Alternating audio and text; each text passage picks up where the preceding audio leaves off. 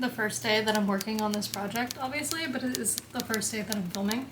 So to recap, generally where we're at in the process right now, like very super beginning, I have done a bit of research already on several different things, but one of the main things, and I had done this before for previous projects that I had tried to write, so like I didn't have to look very far to find it again, but I wanted to have a general story template structure that I could kind of refer back to at all times. So I am going with the Save the Cat template. There are several different structures out there. I feel like this one is pretty common. More or less what it is just like a beat sheet of different story points and like plot points that every story kind of has to have or should have. And yeah, it's very general. It's not very like constricting or anything. It's just kind of to keep you on track of like the timeline of the story, because they do have a calculator of like how many pages is your book gonna be, and then it'll tell you like around this like page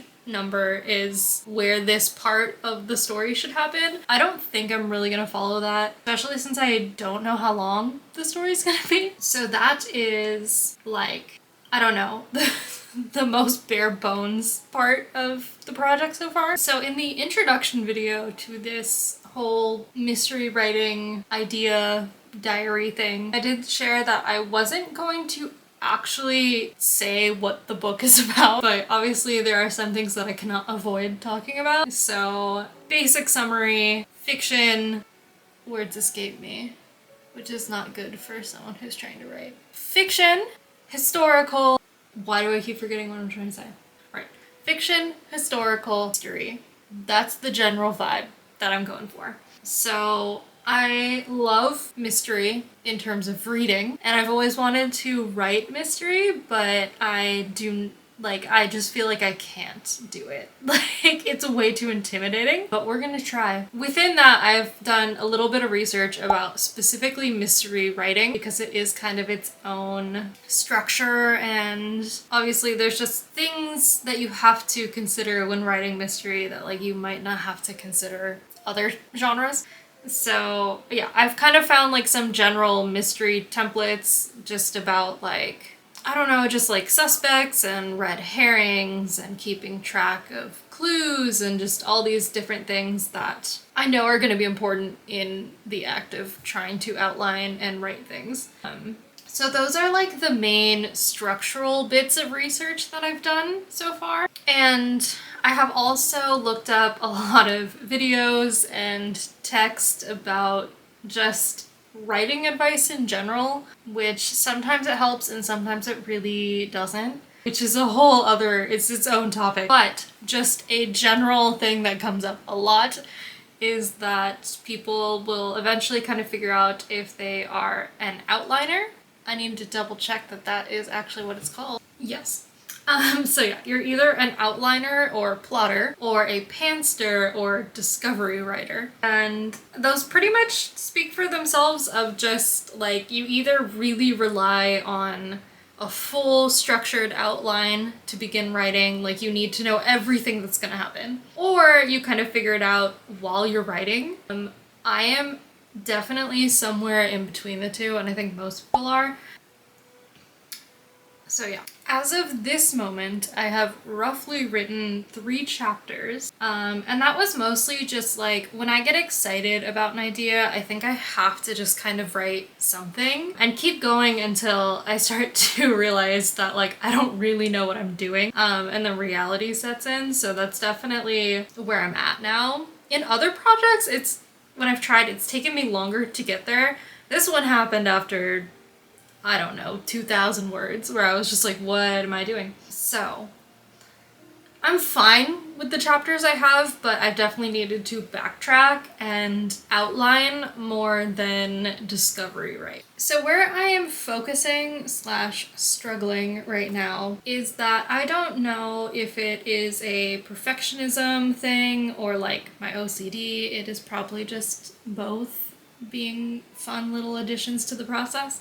I definitely know that I am a descriptive and like sensory writer.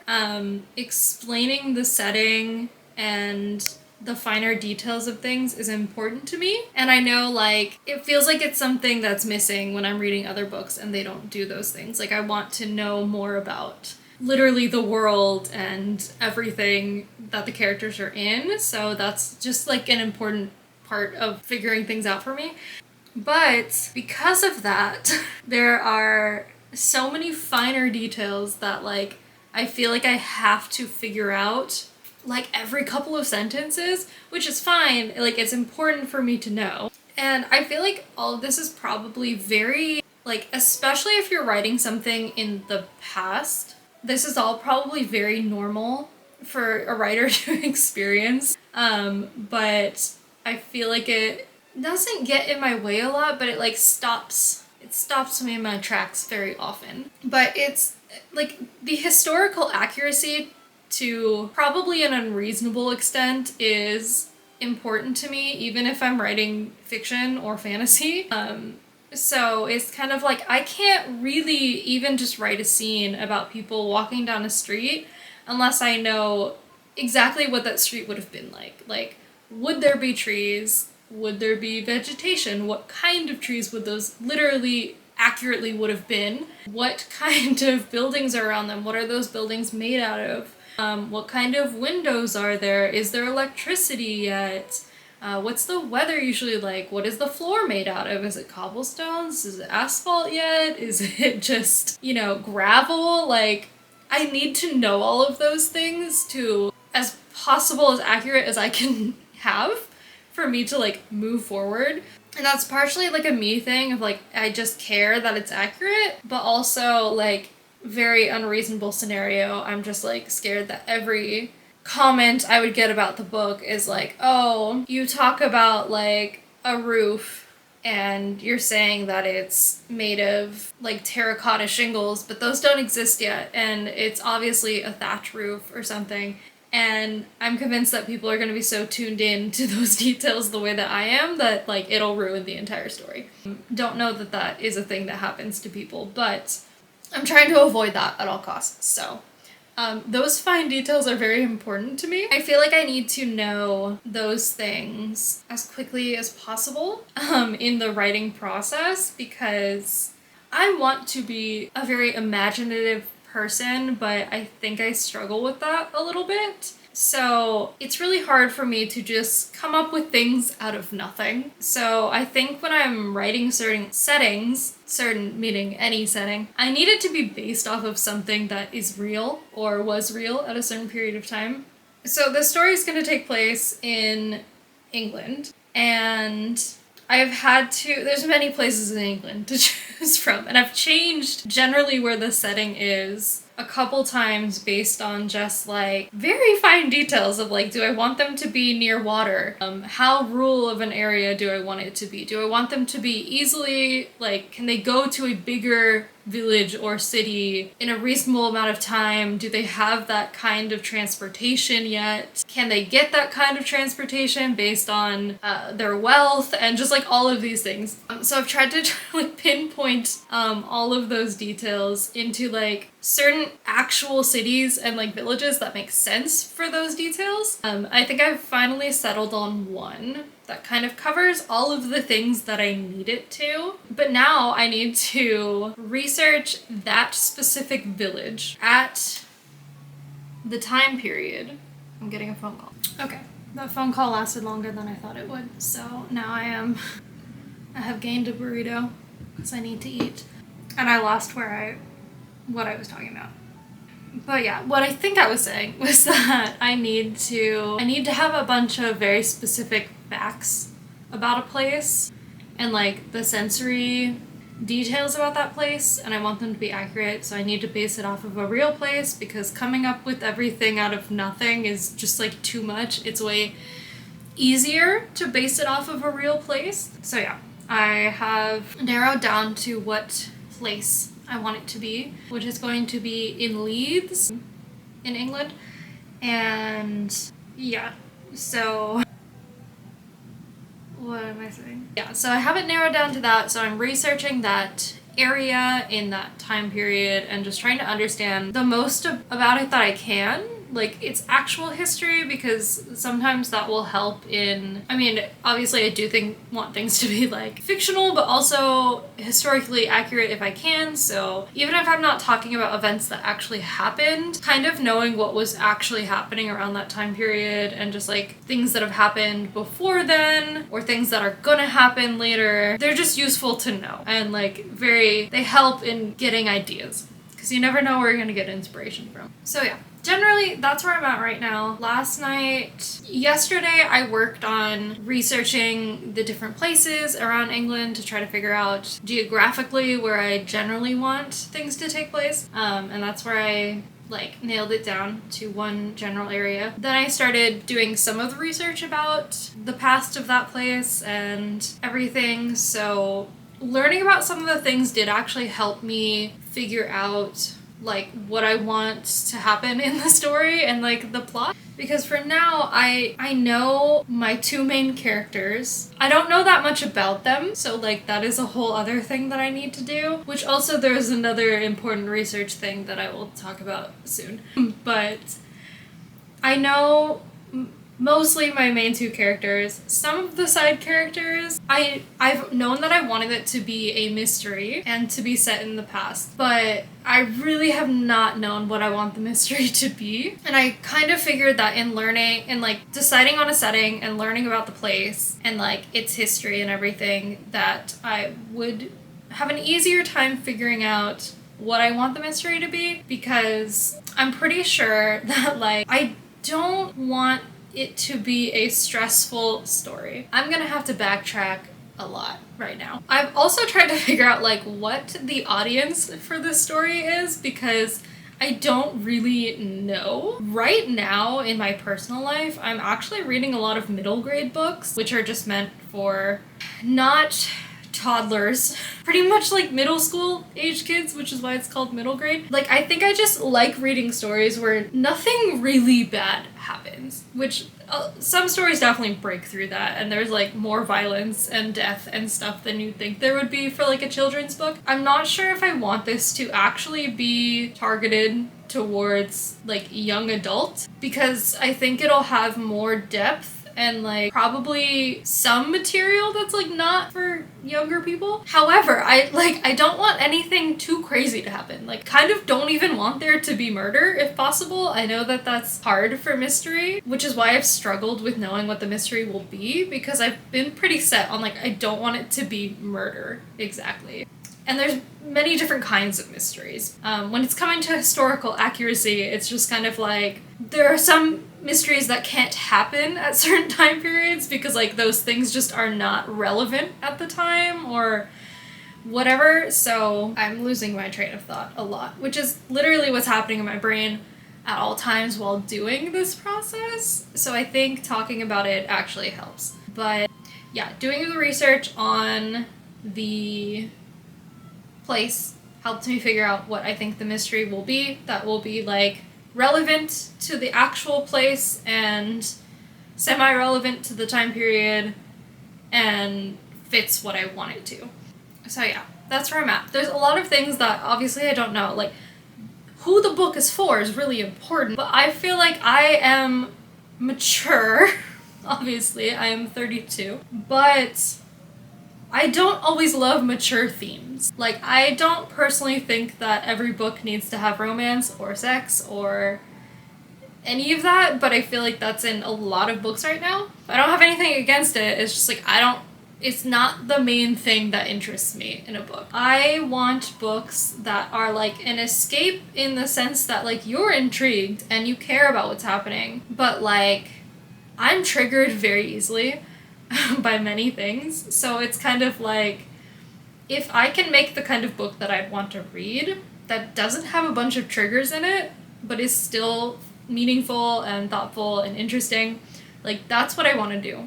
So if I can avoid all of the triggering topics for the most part, like I don't want there to be murder, I don't want any of my characters to die or like have them be in really peril situations. Like obviously you need to build tension and suspense. So like there's gonna be things where you're just like, oh my god, are they gonna be okay? But like I don't want it to be super stressful, because like that's not what I want in books right now. So that's like not what I want to write. Yeah. So I think that's where I'm gonna leave things off for today. I do have an appointment in 10 minutes. So, and then my husband's coming home, so like I don't think I'm gonna get to much more like work on the project today. But I did finish reading a separate book. It's very helpful for me to understand parts of the story. And I read it in a whole day, like just one day. So that was good. So that's what I did today, was doing the research on that. And I mean, that's not a bad place to be. And then in trying to figure out what the mystery would be last night, I kind of thought that maybe it'll be beneficial for me to have a prologue, which is also kind of very common for the structure of a mystery novel, is kind of like the prologue is from a perspective of someone, I mean, usually a victim, but we'll see what they're a victim of. It's like the only chapter that you get from the perspective of the victim. Perspective of the victim, usually. So I think I might actually do that. That just kind of like throws you in the middle of like what's happening, and you're just like, well, who is this person? What is going on? And then it kind of like draws back into the perspective of the main characters in like the following chapters, and it's just kind of like out of the chaos. So I think maybe tomorrow I want to further solidify some of the plans for the mystery aspect of it, and then use those things to write prologue. I'm pretty sure it should be a prologue.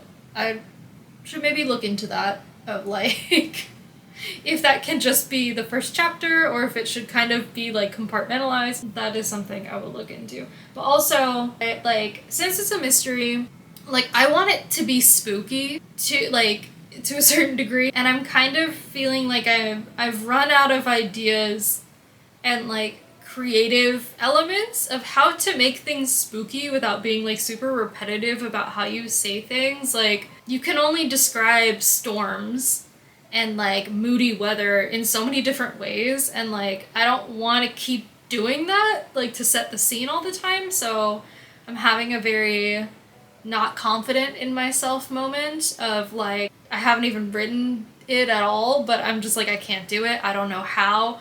So I think I'm probably going to refer myself to either researching like descriptive words and languages that like maybe language that I haven't thought of yet, or maybe watch some clips from movies that like are kind of chaotic like during a storm, and see what the vibe is and like what the visual cues are and like how I could describe those. Or maybe look at like excerpts from other books that have like described spooky storms and see what kind of language they use, and just kind of like broaden my horizons of what I think I can write, and then maybe through that build the confidence to actually write it.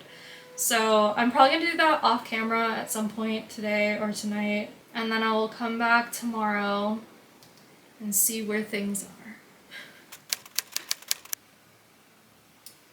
Okay, so last night I did do some research kind of stuff, I guess. I kind of just generally looked up adverbs, and then I also just looked up generally like books that are known for like their atmospheric writing. So I downloaded a couple of those. I started one last night. It's called like The Hazelwood, I think. I do really like the writing style. It's not where I am right now. I think I read like, I don't know, like 250 pages last night. It's not quite in the setting that I want yet. I think it does end up being more in nature later on, but right now it's like in a city, like a modern day city, and like obviously there's things I can gain from reading that. I made a point of highlighting different like sentence structures that I felt like flowed really well. I'm not sure how I want to use that yet, but I think it's hard because I'm so used to reading as just like an escape to like stop thinking, and I know that I can't let go of that because like I need it, but it is also interesting reading from like a analytical mindset of just the writing itself. And I do think that'll be helpful because I don't think I've really defined exactly what my writing style is yet. I don't think I've been writing long enough to know that, but I think like finding sentences that just like feel good or something in other people's writing, like if I collect enough of those, then maybe I can dissect like what it is about them that resonates with me and kind of, I don't know, come up with some kind of structure that like makes sense to me. I know I shouldn't necessarily think of everything like that deeply, because part of writing is just writing and not like stressing out about like what the best possible structure for a sentence is, but hopefully that goes away the longer I write. But for now, I don't know why my throat is all weird today. But for now, I think that, I don't know, there's just part of me that's like, oh, if you figure out that kind of like style now, then you don't have to worry about things not feeling cohesive later. And I know it's just like not how it works. Like you need to write to figure out what your style is. And like, I know I need to accept that. But for now, I keep thinking that like I can fix everything before I even start. So there's that. I'm also kind of wondering which things I'm doing that like I think are actually helping me and which things I'm doing that are like hidden excuses to just like not write yet. I'm sure most of them are a mix of both. Yeah.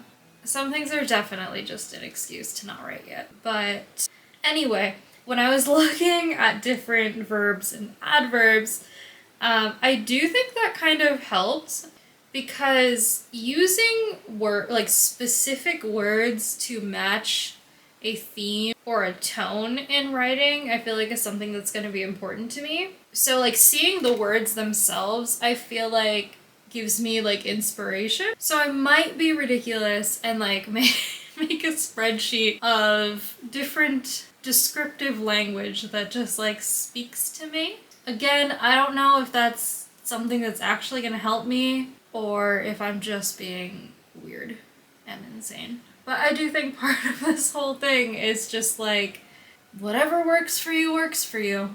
And as long as eventually I start writing more, which is the plan. I feel like regardless of what I do today, I would like to at least finish the prologue. I don't even know how long it's gonna be. I've seen ones that are like pretty short, just to like get the vibes going of like, you know, if you're throwing someone into like a victim's perspective while they're going through whatever trauma they're going through. It just like starts things like really fast. So sometimes those are like pretty short, and gets you in the mind space of like what's going on here. I don't know how long it's gonna be.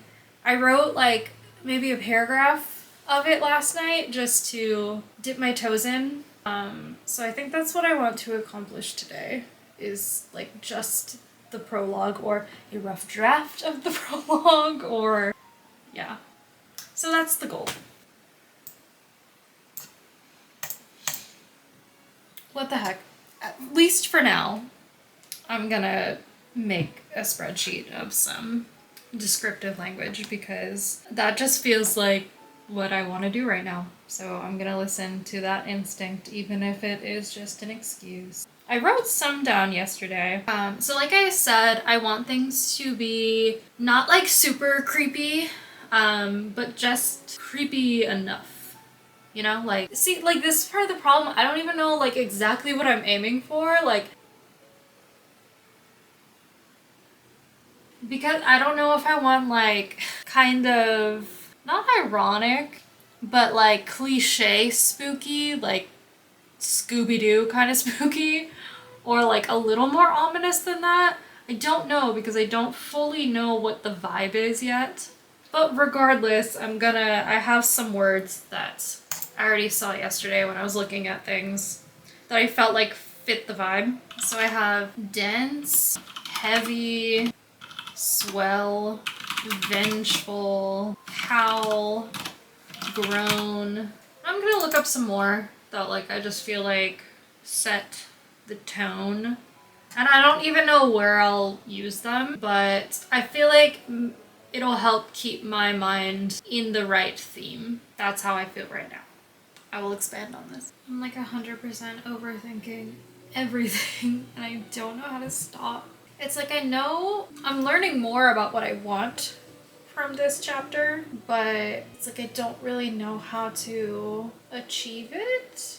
And since there should probably be like some element of foreshadowing, it's kind of hard to do that when I don't know what's gonna happen the rest of the time. So it's like I know in cases like this I need to accept that like certain sections just cannot be considered complete for a while.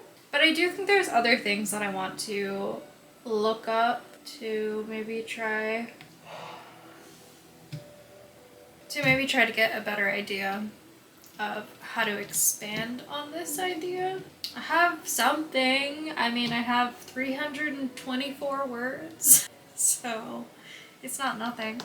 Yeah, I don't know. I'm driving myself crazy. Fear is fear of the unknown, and writers harness that fear not by revealing horrors, but by leaving the audience hanging in anticipation of them. Which of the dinner guests is the murderer? But suspense exists beyond these genres. Will the hero save the day? Will the couple get together in the end? And what is the dark secret that causes the main character so much pain, hopes to get an answer to, and delays that answer while maintaining their interest and keeping them guessing? So what are some techniques you can use to achieve this in your own writing and fear what's to come? Next, choose the right setting and imagery that disturbing things are being concealed. Hands of hope. The weight, whether moments... Tension is also about information. It's a delicate balance. Start to drip feed important details. Enough to pique the reader's interest, but not enough to answer all their questions. Just the right amount so that we can... Okay. It has been like 4 hours. In that time, I'm so tired today. In that time, I have watched a video about how to create like suspense and tension in scenes and got some pretty useful things from that. Then that kind of made, so one of the suggestions that was in that was to like in terms of making the audience feel like unsettled. Some of the suggestions were to have the characters doing something that's like kind of abnormal, or just something that's like out of the social norm, which makes sense. It's a pretty simple way to make people uncomfortable. And then that made me start writing my own list that is currently very short of questions I want to ask myself when I'm not sure what decision to make. So, for example, I have, what is an unusual thing that a character can do in this situation? Is there something the audience can know that the character doesn't?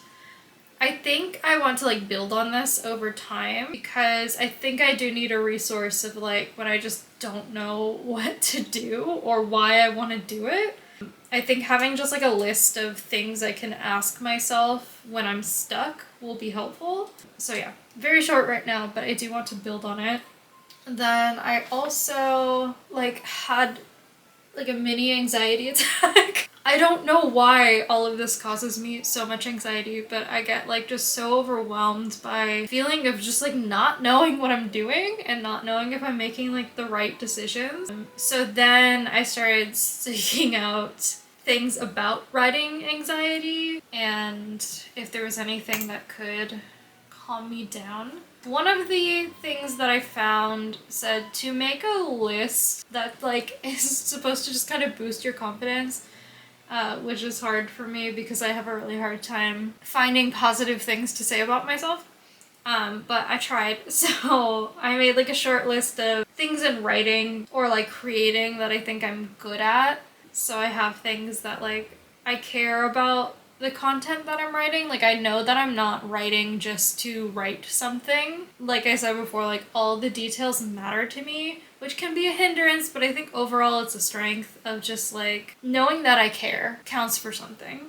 And I think even though I think that I'm not capable of doing this, and like creating layers of depth behind things. Like, I know that also tends to come naturally for me, even though I'm scared it's not gonna happen. There will definitely be times where I'm writing a scene or dialogue or something, and the thought does occur to me, like, oh, can I choose certain words to have a double meaning, or, you know, like, just what other layers of depth can I put into things? I know that I'm constantly noticing those opportunities, but I'm just scared that I'm an idiot and that doesn't happen. So, but like, I've had plenty of proof that I do that. So those are like a couple of things on the list, and then I didn't finish reading the article because that's just how I am, but I did make a separate list that is like things to remember, and one of the things they said that stuck with me is writing is an attempt to fix meaning on the page, but you know and your readers know that there's always more to be said on a topic. The best writers can do is contribute what they know and feel about a topic at a particular point in time. And I do think thinking about that probably would help a little bit with like the perfectionism thing of like, I can't possibly cover everything that I want to cover. So, you know, I need to do the best I can do.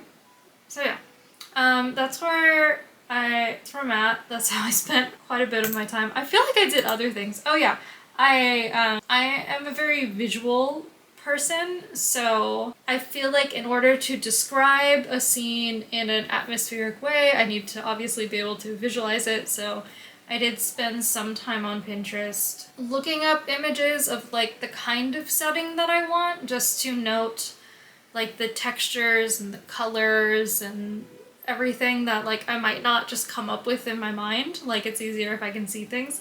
So I made like a little mood board for that. And then in all of this, I kind of let myself make the decision of like, if there is any scene, no matter where it is in the story, that I just feel compelled to elaborate on right now, like, just let myself do it. Which I know is a thing people do. So, there is gonna have to be a scene where I guess the conflict is brought to the attention of certain people and certain characters, and I think I know how I want to do that. Like, I think I know what the tone is, and now I'm just trying to write whatever, and not really think about it, which is helpful but hard, and I know that's what you're supposed to do. So yeah. I'm working on that. I do think it's gonna replace what I currently have as my second chapter. Or not replace it, but like be inserted, and then the rest will come. What I've already written will come after that. But yeah, I'm already thinking of like what order things should come in to cause like the most suspense. And I think that this will help. Because before I kind of just had things starting like pretty calm and then escalating semi-slowly. But with this and then the prologue, I feel like the tension comes back pretty quickly, and like it simmers, but then it builds up again, and it does kind of, you're just like, what's happening? So yeah.